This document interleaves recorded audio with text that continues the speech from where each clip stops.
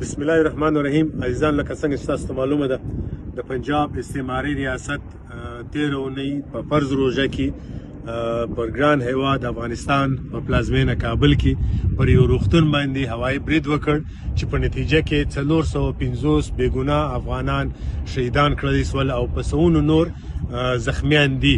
عزیزانو، د پنجابي استعماري ریاست د دې عمل په خلاف بلجیم میشت افغانان پر 15 تاریخ 15 د مارچ د چهارشنبه په ورځ د یورپی پارلیمنت مخې ته د یو پراخ لاریون تابع کړی ده تر څو د مظلوم افغان ژغ د یورپی پارلیمنت ته ورسي او د پنجاب استعماري سونی ریاست چې د تور ناروا څیره د مخور څیره دا یورپین ته ورښکاره کی. نو د پر 15 تاریخ د چهارشنبه په ورځ د یورپی پارلیمنت مخې ته راسي. هلته ټول افغانان راځي د دې مظلوم افغانانو ژغ د پورته کولو لپاره. پکار دا دی چې تاسو پر لوی تعداد کې راسي.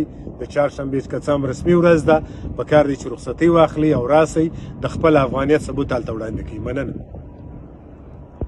د افغان وطن د ننګ و ټولو مبارزینو ته ښه وختونه. قدرمنو ملګرو، پی ټي ایم په جنوا کې د افغان وطن په ننګ باندې همدغه رنګه په تیرو 40 کلونو کې چې پنجابي د لرو بر افغانانو کومه نسل وژنه کړې ده او اوس چې پنجابي پر افغانستان باندې کوم بریدونه کړي دي، د دې په ضد باندې یو ډیر لوی لاریون دی. زه د ټولو اروپا میشتو افغانانو څخه دا خواست کوم چې په دا ملي ننګ کې ګډون وکړي. دا د ملت د ننګ یو ډیره مهمه ورځ ده. راځئ چې د یو ملت په حیث باندې په دې کې ګډون وکړو. دنیا ته هم خپل د افغانانو قوت وښکاره کو او پنجابیانو ته هم خپل قوت وښکاره کو.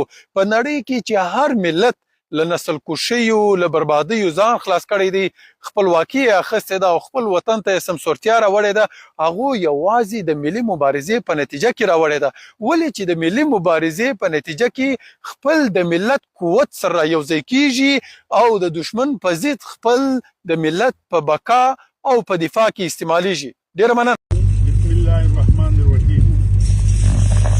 دوربین ټول میشتو افغانانو ته هیله کیږي چې د چهارشنبې په ورځ په بروکسل کې غونډه ده او غونډه یې دې بابت کې ده چې پنجاب پوځ افغانستان باندې بمباري کړې ده.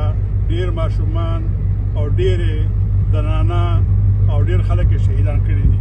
نو تاسو ته هیله کیږي چې بروکسل ته د چهارشنبې په ورځ 2 بجو نه غونډه شروع کیږي تر 4 بجو پورې. ټولو ته هیله کیږي چې ځان هلته ورسوي. بسم الله الرحمن الرحیم.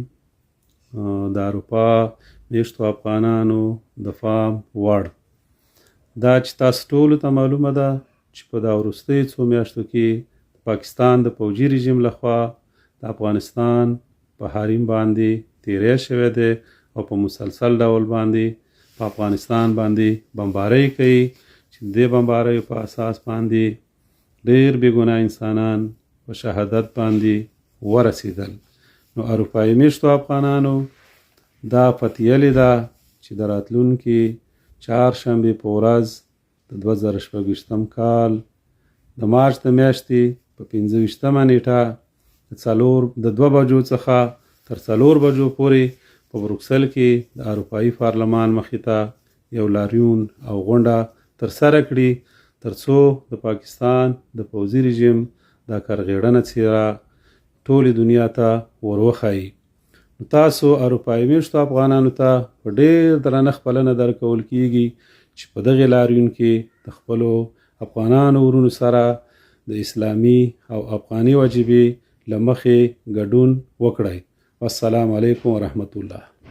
السلام علیکم ورحمت الله وبرکاتہ. محترم دوستانو، تاسو ته معلومه ده چې پاکستان ظالم او جابر حکومت د موږ په هیواد باندې د ډېر وخت راهیسې، خو خصوصا دغې روزې مبارکې په میاشت کې ډېر سخت بېرحمانه حملې وکړلې، هوایي بمبارۍ پرې باندې وکړه او زمیني بریدونه یې پرې باندې وکړه. د موږ ډېر هیوادوال یې په شهادت باندې ورسول او څېره ته زخمیان کړله.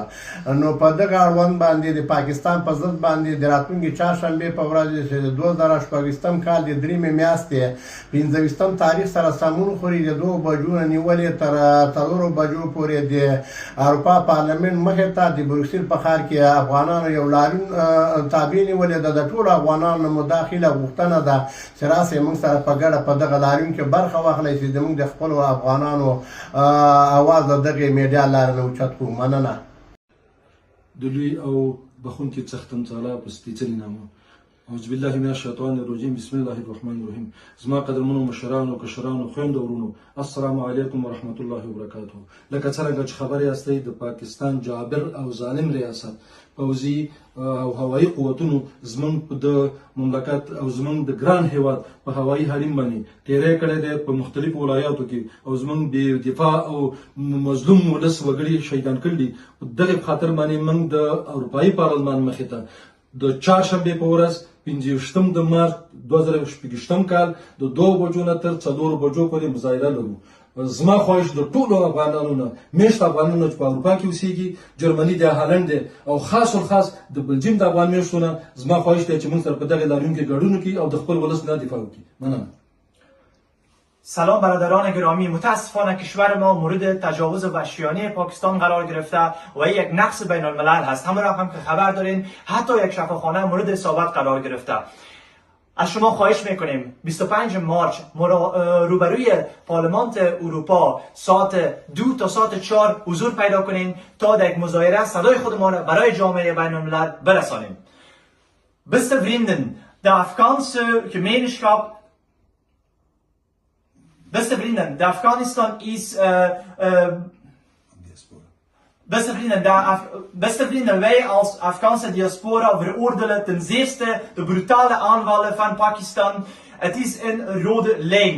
Het is een schending van internationale rechten. Daarom organiseren wij 25 maart van 2 uur tot 4 uur een bijeenkomst om onze stem aan de wereld te laten horen. We verwachten dat jullie daar aanwezig zijn. Dank u wel.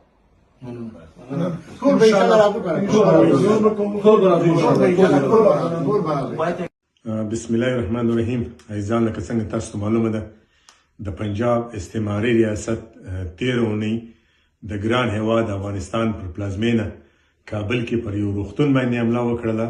هوایي برید یې وکړي چې په نتیجه کې تر 4,500 زیات بې ګناه افغانان شهیدان کړل شول. دا رقم په سوونو نور هم زخمیان دي.